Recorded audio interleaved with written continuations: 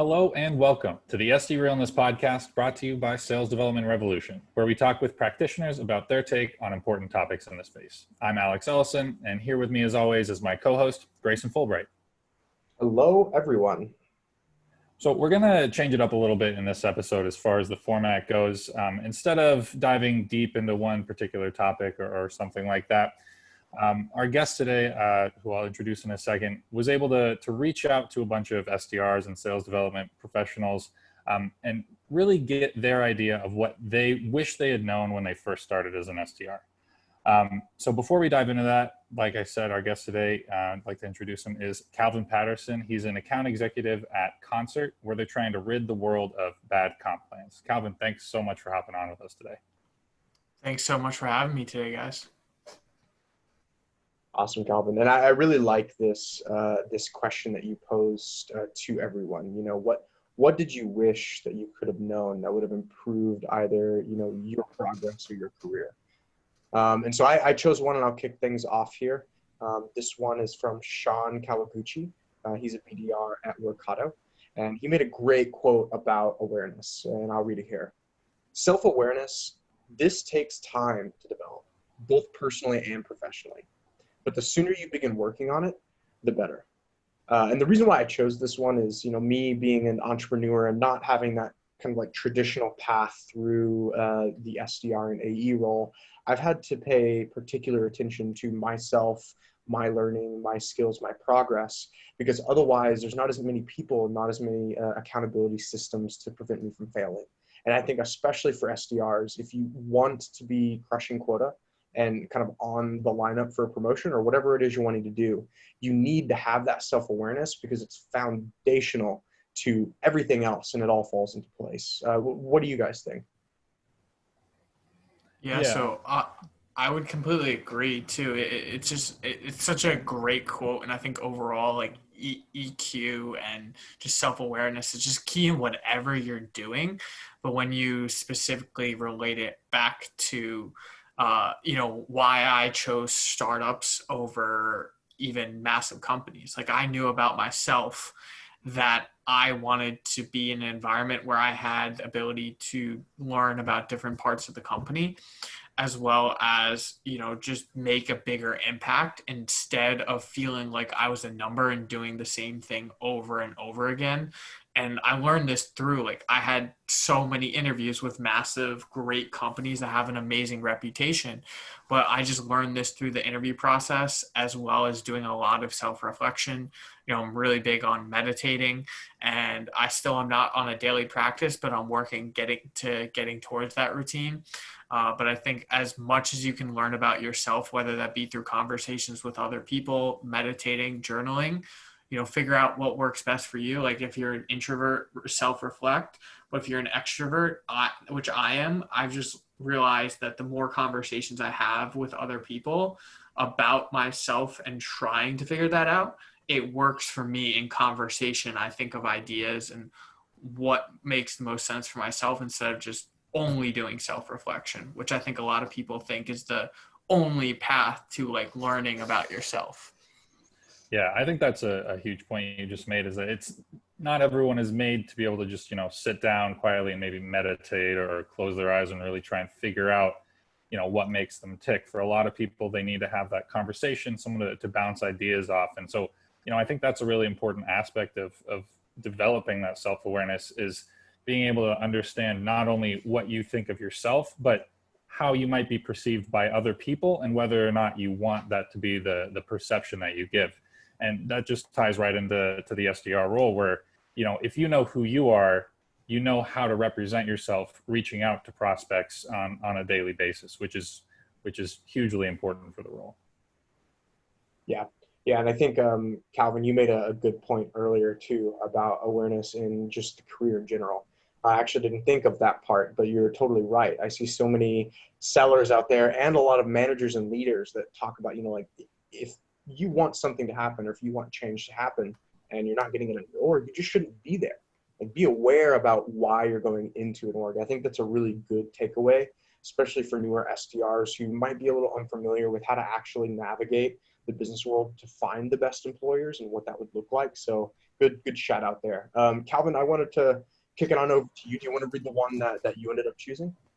Yeah, I think I just want to add additional point to what you just said too, as well as where I've been coaching a few people in going through the interview process, and something I think I've consistently brought up is you need to know like what is the most important for you in your career. Is it you want the opportunity to learn from a great leader, or do you want the opportunity to build something, or do you want the ability to have everything just be very, very structured? And figuring out what's the most important thing for you. Is it a product you really want to be able to sell and you believe in?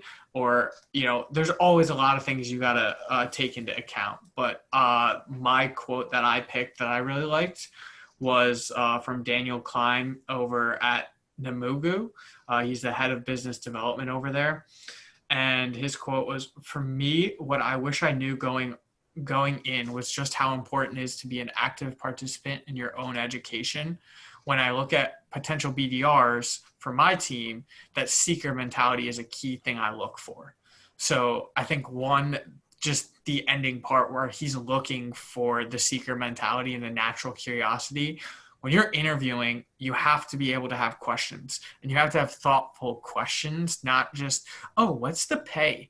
What are the benefits? What's my PTO? Everybody has those questions, especially when you're interviewing with the head of business development or that person that will be your direct manager. Ask about competitive things. Ask about their market, mention specific competitors, show that you did your research. And that's where it's showing you're naturally curious and you're actually very interested in what the company does and who their competitors are, how do they fit into the market. And Jake Dunlap did this really well, where he came in and said that he basically came in with a pitch and, oh, here's the typical objections I'm going to get, and here's how I think I'm going to be able to handle that. And it's just like blew my mind is nobody does that.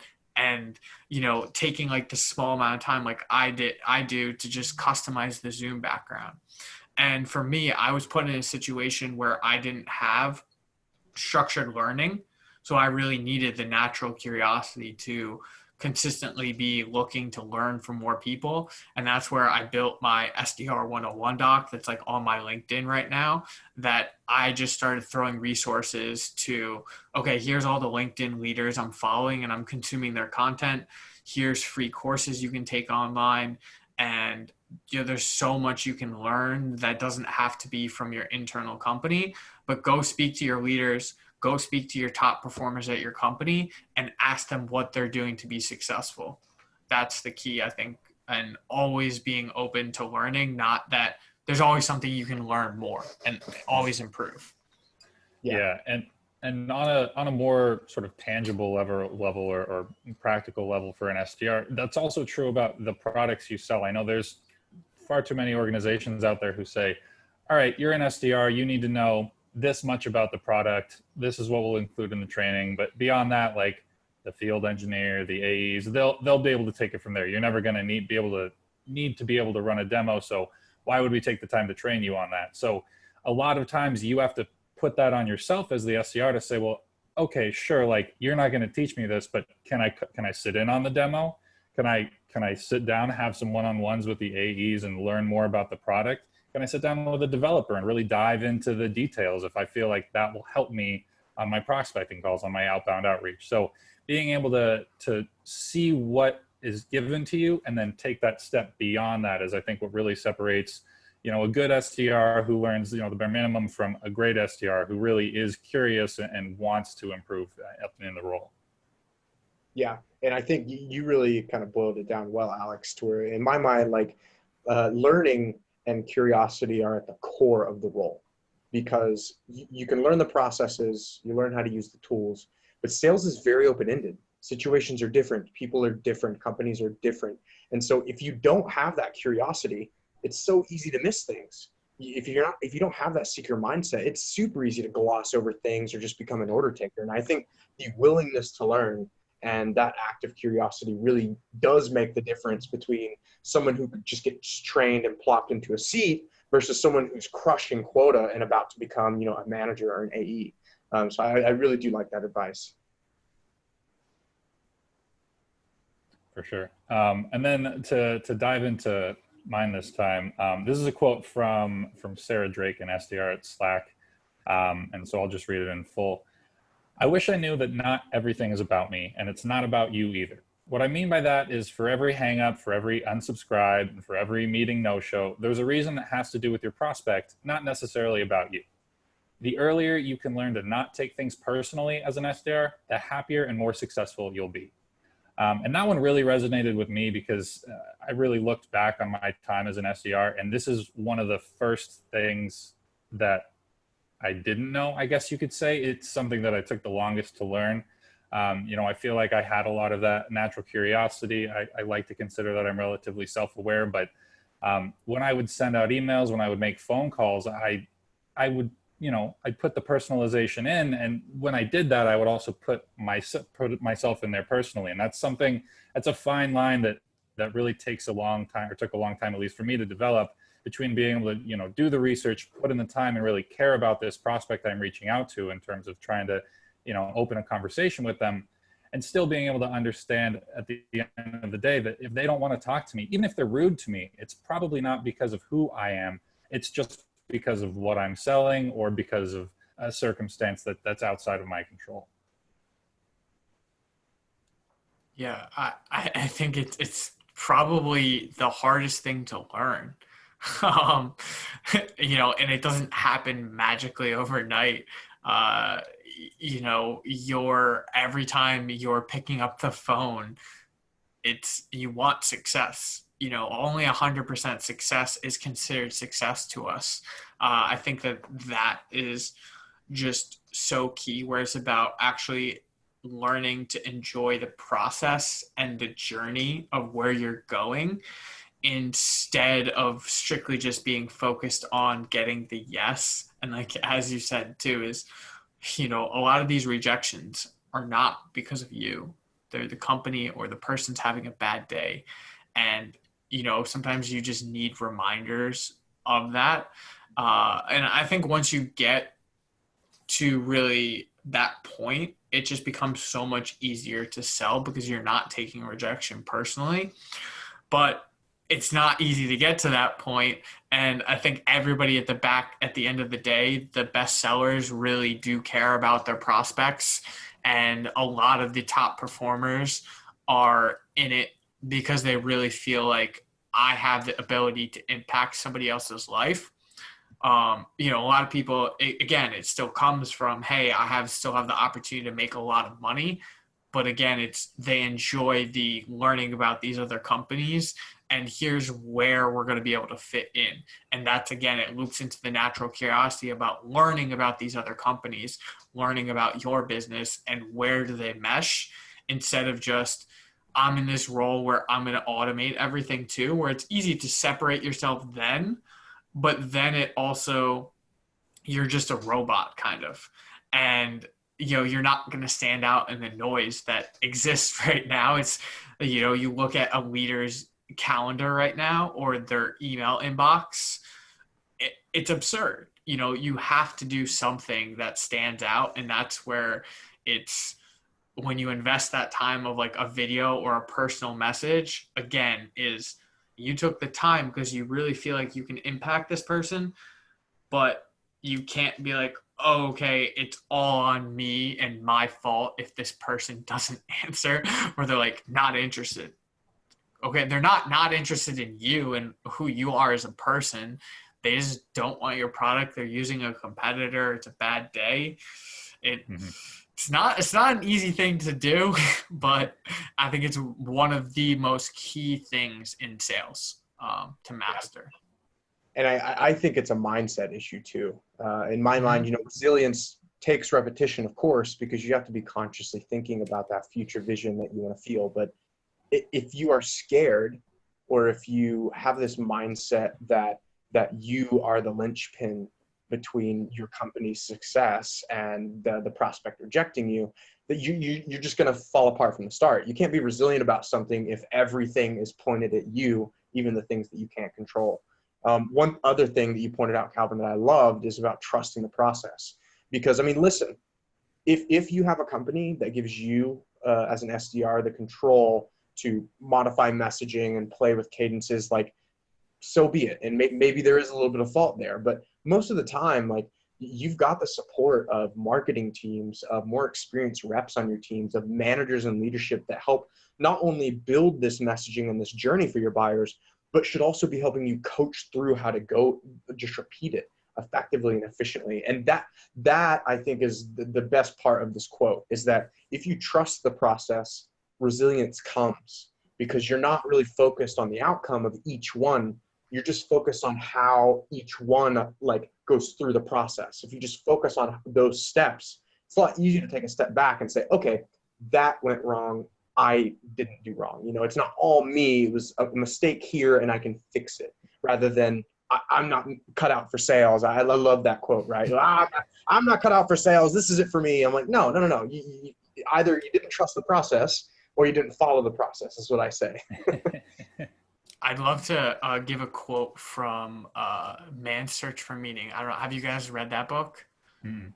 So I highly recommend it. It's a kind of a long quote, but I think it's very impactful. I personally just had this book recommended to me, and I think it covers on everything we just touched on. And it's, don't aim at success. The more you aim at it and make it a target, the more you are going to miss it. For success, like happiness, cannot be pursued. It must ensue.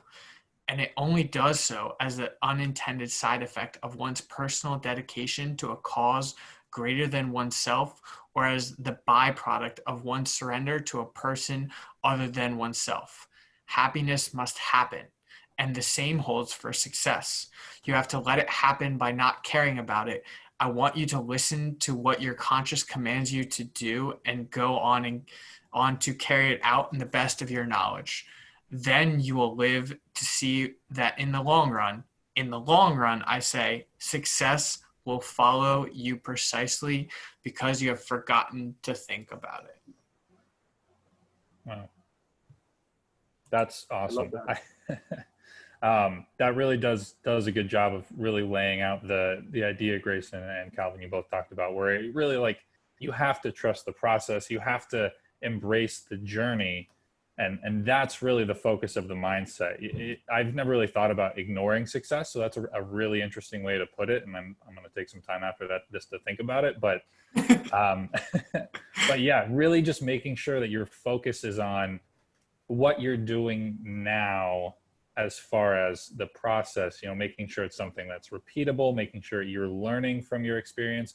Whether you fail or succeed isn't as important as learning from it. And so I think that's something that quote really hits on the head there, and to be able to embrace that is difficult, but is ultimately very important to do if you're going to be successful.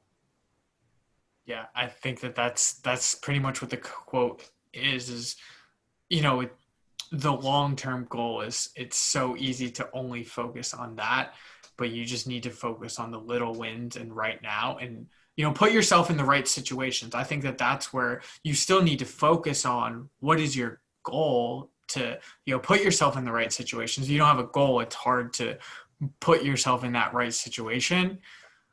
But it is really just focusing on the here and now and being in the moment. Yeah, 100%. Calvin, thank you so much for joining us today to talk about these and share some wisdom with any fresh-faced SDRs out there who, maybe are looking for some answers when they're getting thrown to the wolves there as SDRs. For anyone out there that wants to learn more about you or the work you do at Concert, where can they find you? Yeah, so the best way to find me is on LinkedIn, Calvin Patterson IV. Got to throw in that 4 at the end. And then soon enough, you'll be seeing me with my own podcast as well. There we go. Keep an eye out for that. This has been Alex and Grayson for the SDRealness Podcast. Until next time, SDRs, keep it real.